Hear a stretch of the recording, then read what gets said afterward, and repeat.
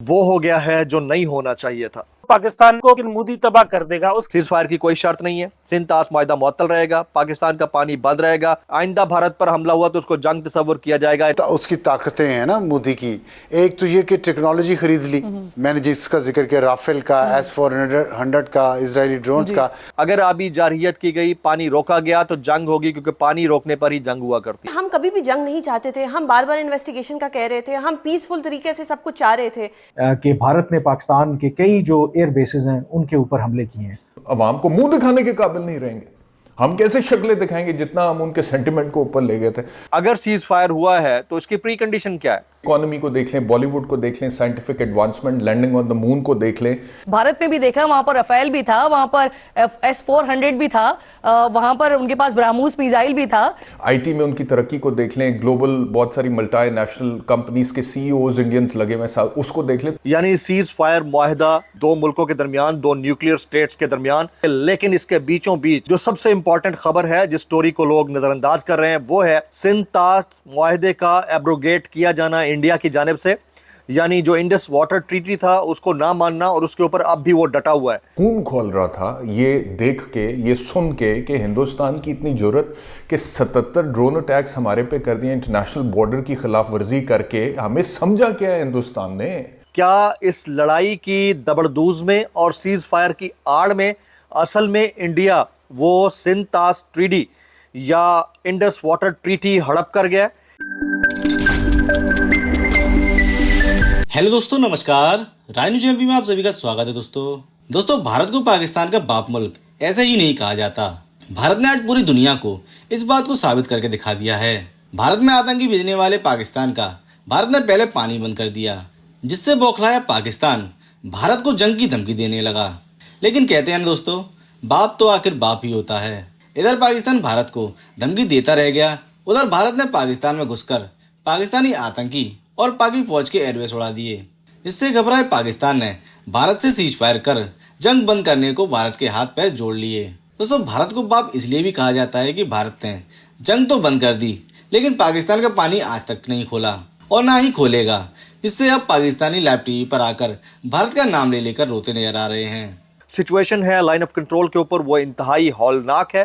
India کی جانب سے سیز فائر کے اعلانات کے باوجود، پاکستان اور انڈیا کی ایئر سپیس کھل جانے کے باوجود، اس وقت بھی جو رپورٹس آ رہی ہیں وہ انتہائی ہولناک ہیں۔ پاکستان اور ہندوستان کے مابین اب سیز فائر ہو رہا ہے اور پاکستان سیز فائر کے لیے تھا۔ پاکستان تو پہلے جنگ کرنا ہی نہیں چاہتا تھا، پاکستان تو پہلے دن سے کہہ رہا تھا کہ آئیں بیٹھیں ڈپلومیٹکلی اس کو حل کرتے ہیں، اور جو ہمارے سے تعاون چاہیے پہلگام کے اوپر وہ ہم آفر کرنے کے لیے تیار ہیں۔ لوگ اب یہ کلیم کر رہے ہیں، پاکستان کے اندر صحافی، باہر بیٹھے صحافی تجزیہ کار یہ کلیم کر رہے ہیں کہ انڈیا نے امریکہ کو ڈچ کرا کر ایک مرتبہ پھر پاکستان پر رات کی تاریکی میں حملہ کرنا ہے، اور وہ آلریڈی اس طرح کے واقعات میں ملوث رہا ہے۔ اب دیکھنا یہ ہے کہ اس کے اوپر پاکستان کی جانب سے کیسے رسپانس کیا جائے گا۔ وہ یہ ہے کہ جب آپ نے سیز فائر کرنا ہوتا ہے تو آپ پری کنڈیشن کوئی میمورنڈم ہوتا ہے، اس کے اوپر ٹریٹی ہوتا ہے، اس کے اوپر سائن کرتے ہیں۔ پاکستان نے ابھی تک کوئی ڈسکورس اس طرح کی نہیں آئی کہ پاکستان نے کوئی کنڈیشن رکھی ہو انڈیا کے آگے کہ آپ abrogation of Indus water treaty کو ختم کریں، جو سندھ طاس معاہدہ آپ نے معطل کیا ہے اس کو ختم کریں، پاکستان کا پانی اس کی جانب چھوڑ دیں۔ ایسی کوئی بات انڈیا کہہ رہا ہے کہ نہیں ہوئی ہے، پاکستان نے اس کے اوپر بات ہی نہیں کی ہے۔ لیکن سیز فائر کے اوپر عمل درآمد انڈیا نے بھی شروع کر دیا تھا، انیشیلی پاکستان نے بھی ایئر سپیس اپنی کھول دی، لیکن ابھی جو تازہ ترین اپڈیٹس آ رہی ہیں اس سے پہلے آج کے دن کی جو اہم ترین پیش رفت رہی ہے اس تمام تر معاملے کو لے کر، سب سے پہلے کہ پاکستان اور بھارت فوری طور پر سیز فائر پر تیار ہو گیا، یہ ڈونلڈ ٹرمپ نے کہا۔ اس کے تھوڑی دیر کے بعد اسحاق ڈار صاحب نے کہا کہ ہم نے کہا سیز فائر کے لیے تیار ہیں، لیکن اگر بھارت کوئی جارحیت کرے گا تو ہم جواب دیں گے۔ یہ ہمارے ڈپٹی وزیر اعظم فارم 47 والے کا اعلان ہے۔ پھر امریکی وزیر خارجہ مارکو روبیو نے کہا کہ اعلان کرتے ہوئے خوشی ہے کہ پاکستان اور بھارت فوری جنگ بندی پر رضامند ہو گئے، پاکستان اور بھارت وسیع تر مسائل پر کسی غیر جانبدار مقام پر مذاکرات کریں گے۔ پھر بھارتی سیکرٹری خارجہ نے کہا کہ جنگ بندی پر پاکستانی وقت کے مطابق شام 4:30 بجے سے عمل ہو چکا ہے۔ پاک بھارت BGMOs 12 مئی کو بات چیت کریں گے۔ پاکستان اور بھارت کے DGMOs کے درمیان آج بات ہوئی تھی، یہ بھارت کے سیکرٹری خارجہ نے کہا۔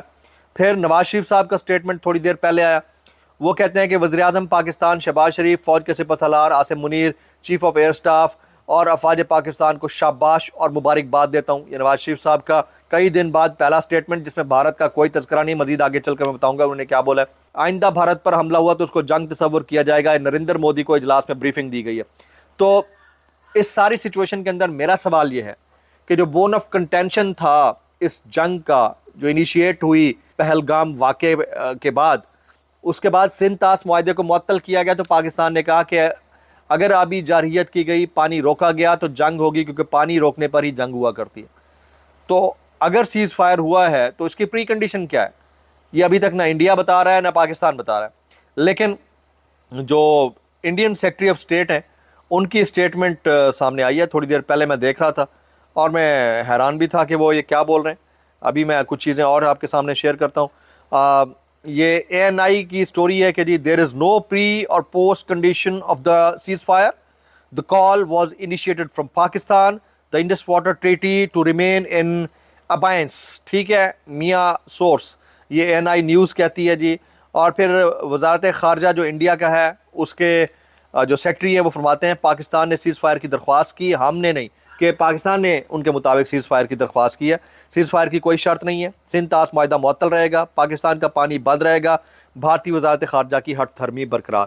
اب میرا سوال یہ ہے کہ ہم نے اگر سیز فائر کیا بھی ہے تو کس کنڈیشن کو مد نظر رکھتے ہوئے کیا ہے, اور اس وقت انڈیا کے اندر جو سچویشن ہے وہ تو اپنی جگہ کے اوپر, جو پاکستان کے LOC کے اوپر سچویشن ہے وہ میں کچھ چیزیں شیئر کرتا ہوں. جیسے میاں علی اشفاق صاحب کہتے ہیں India launched a missile attack on Wah Kent a short while ago. There are reports of a similar attack on Karachi. Missile interception at Wah Kent on one side, press conference, and on the other side continuous attacks are going on. Is America continuing to silently support India? World powers cannot tolerate Pakistan's success.